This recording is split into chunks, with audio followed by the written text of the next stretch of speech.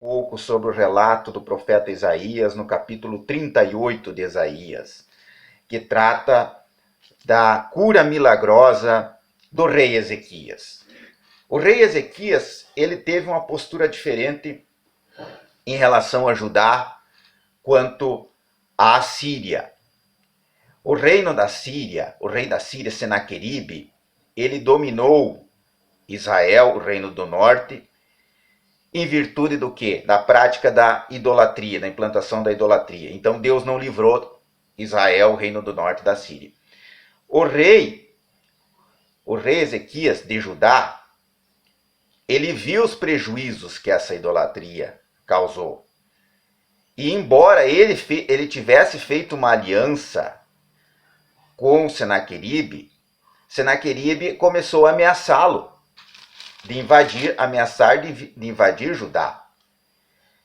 E ele teve a intervenção de Deus, o rei Ezequias teve a intervenção de Deus e a invasão não ocorreu.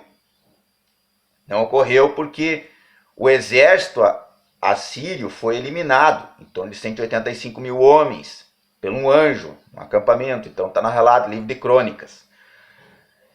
E o rei Senaqueribe não conseguiu invadir e tomar o reino de Judá, como ocorreu com o reino do norte, o reino de Israel. Só que Ezequias viu o prejuízo que a idolatria aconteceu, por quê?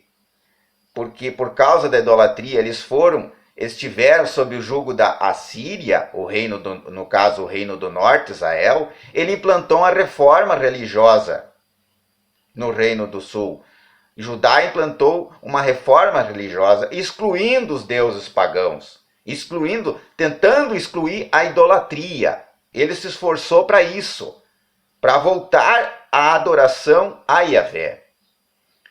Então ele teve digamos assim, esse esforço em favor de Yahvé, que o reino de Israel não fez. E no relato de Isaías, capítulo 38, consta que esse rei Ezequias, que é o mesmo rei que trabalhou no tanque, na construção do tanque de Siloé, que está narrado lá no Novo Testamento, é um aqueduto que depois durou muito, que ajudou muito o reino do sul, no caso Judá, foi promovido pelo rei Ezequias. Essa obra de engenharia, essa obra militar de engenharia, ela foi construída na época do rei Ezequias. O tanque de Siloé, que fala no Novo Testamento. Mas Ezequias adoeceu. Chegou a um determinado ponto que ele adoeceu de tal forma que ele iria falecer. Está lá no capítulo 38 de Isaías. Da seguinte forma a narrativa: naqueles dias Ezequias adoeceu de uma enfermidade mortal. Veio ter com ele o profeta Isaías, filho de Amós. Ele disse: assim diz o Senhor, põe em ordem a tua casa, porque morrerá e não viverás. E disse: lembra-te, Senhor, peço-te que andei diante de ti com fidelidade, com inteireza de coração, e fiz o que era reto aos teus olhos, e chorou muitíssimo. Então veio a palavra do Senhor a Isaías, dizendo: vai e diz a Ezequias: assim diz o Senhor, o Deus de Davi teu pai, ouvi a tua oração e vi as tuas lágrimas. Acrescentarei, pois, aos teus dias 15 anos. Livrar-te-ei das mãos do rei da Síria, a ti esta cidade, e defenderei esta cidade. Ser-te-á isso da parte do Senhor como sinal de que o Senhor cumprirá esta palavra que falou. Eis que farei retroceder 10 graus a sombra lançada pelo sol declinante no relógio de Acás. Assim retrocedeu o sol os 10 graus que havia declinado. Então o relógio de Acás é um relógio solar que funcionava com base na sombra, construída pelo pai de Ezequias, pelo rei Acás de Judá. Ezequias, ele governou em torno de 29 anos, o rei Judá, sozinho, e mais um tempo, com em torno de 25 anos, com o seu pai Acás.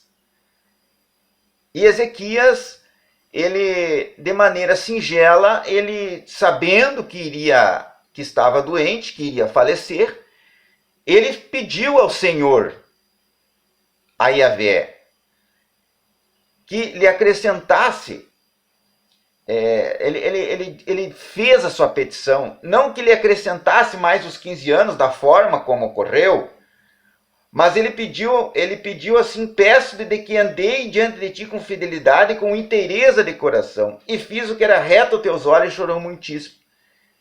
Ele, sabendo que ia falecer, ele fez um pedido ao Senhor, e o Senhor ouviu a sinceridade, talvez a singeleza de coração dele, e o Senhor considerou também, deve ter considerado também os caminhos dele como rei, como monarca, porque ele lutou para o culto ficar centrado em Yahvé, eliminar a idolatria. Ele foi um rei que trabalhou nesse sentido, embora ele tivesse feito aliança com esse rei da Síria, com a rei da Síria, e isso veio a trazer idolatria do povo. Ele viu, ele tentou consertar isso, e ele eliminou a idolatria, a adoração de ídolos no templo. Tentou eliminar isso, pelo menos no reinado dele. O filho dele, depois, o Manassés, ele foi um rei que não andou nos caminhos do Senhor.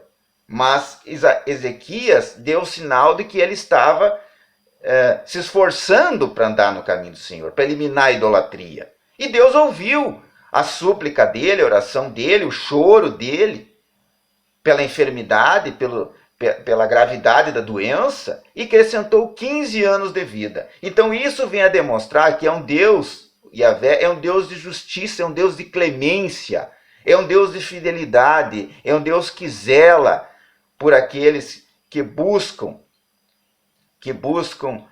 clemência, que buscam satisfazer a vontade dele, que buscam cumprir as leis dele.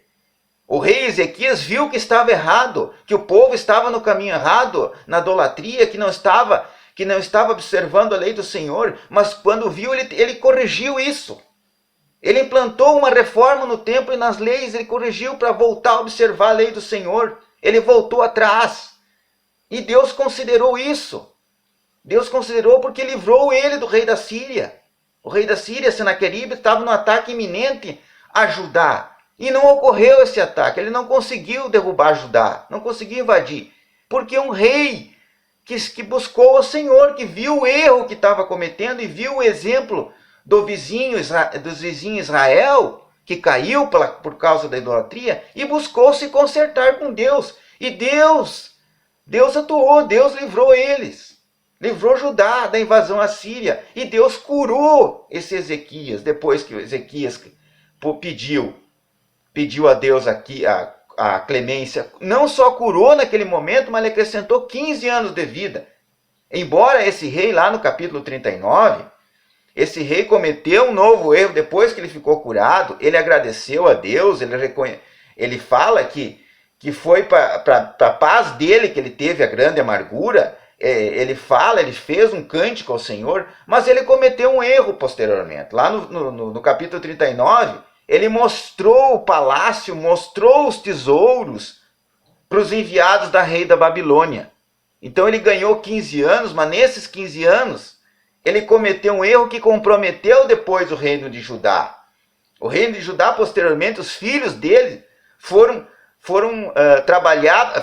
escravos, levados escravos para a Babilônia, foram feitos eunucos. Diz aqui o profeta Isaías, que eles iam ser feitos eunucos, filhos dele, por conta de um outro erro que ele cometeu nesses 15 anos que ele ganhou a mais de vida.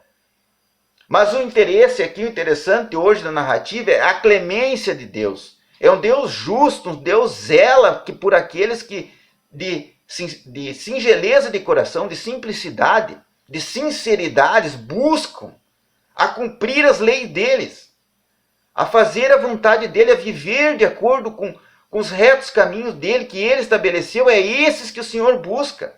Aqueles que de coração querem fazer a vontade, se esforçam para fazer a vontade dele, renegam o pecado. Ele renegou a idolatria, que ele